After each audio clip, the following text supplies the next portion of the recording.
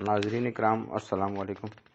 ایک امیر عورت پیر صاحب کے پاس گئی اور کہا کہ پیر صاحب مجھے کوئی ایسا تویز دیں کہ میرا شوہر میری ہر بات مانے، جو بھی کہوں وہ میرے تابع ہو جائے۔ پیر صاحب بھی دور اندیش انسان تھے۔ انہوں نے اس عورت کی بات غور سے سنی اور کہا کہ یہ عمل تو شیر کی گردن کے بال پر ہوگا، اور وہ بال بھی آپ خود شیر کی گردن سے اکھاڑ کر لائیں گے، تب اثر ہوگا، ورنہ کوئی فائدہ نہ ہوگا۔ وہ عورت بہت پریشان ہو گئی اور مایوس ہو کر واپس آ گئی اور اپنی سہیلیوں کو بتایا۔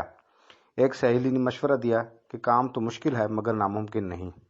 تم ایسا کرو کہ روزانہ 5 کلو گوشت لے کر جنگل جایا کرو اور جہاں شیر آتا ہے وہاں ڈال کر چھپ ہو جاؤ۔ کچھ عرصہ بعد شیر کے سامنے جا کر ڈالو، وہ گوشت کا عادی ہو جائے گا۔ تم اس کے قریب جا کر گوشت ڈالنا شروع کر دینا اور اس کی گردن پر پیار سے ہاتھ پھیرنا شروع کر دینا، اور جب شیر آپ سے مانوس ہو جائے تو گردن سے بال اکھیڑ لینا۔ اس عورت کو بات پسند آئی۔ دوسرے دن ہی اس نے گوشت لیا اور جنگل گئی اور گوشت ڈال کے چھپ گئی۔ شیر آیا، گوشت کھایا اور چلا گیا۔ اس عورت نے 1 ماہ تک ایسا ہی کیا۔ 1 ماہ بعد اس نے شیر کے سامنے جا کر گوشت ڈالنا شروع کر دیا تاکہ شیر کو پتہ چل سکے کہ اس کی خدمت کون کرتا ہے۔ کچھ عرصہ بعد شیر بھی عورت سے مانوس ہو گیا تھا۔ عورت نے شیر کی گردن پر آہستہ آہستہ پیار سے ہاتھ پھیرنا شروع کر دیا۔ ایک دن عورت نے موقع دیکھ کر شیر کی گردن سے بال اکھیڑا اور خوشی خوشی پیر صاحب کے پاس پہنچ گئی اور بال پیر صاحب کو دیا اور کہا کہ میں شیر کی گردن سے بال اکھیڑ کر لے آئی ہوں، اب آپ عمل شروع کر دیں۔ پیر صاحب نے پوچھا کہ کیسے لائی ہو؟ تو عورت نے پوری تفصیل بتا دی۔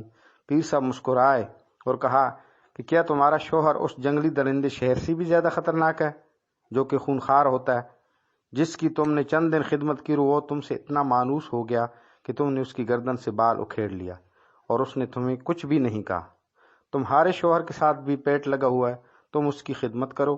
جب جنگلی درندہ خدمت سے اتنا مانوس ہو سکتا ہے تو ایک باشعور انسان بھی آپ کے تابع ہو سکتا ہے۔ لہٰذا عورت اپنے شوہر کی خدمت صرف اور صرف اللہ پاک کی رضا کے لیے کیا کریں، پھر دیکھیں اللہ پاک آپ کے گھر کو کیسے جنت بناتے ہیں۔ اللہ سے دعا کریں، اللہم انی اسألک حبک وحب من یحبک وحب عمل یقرب الی حبک۔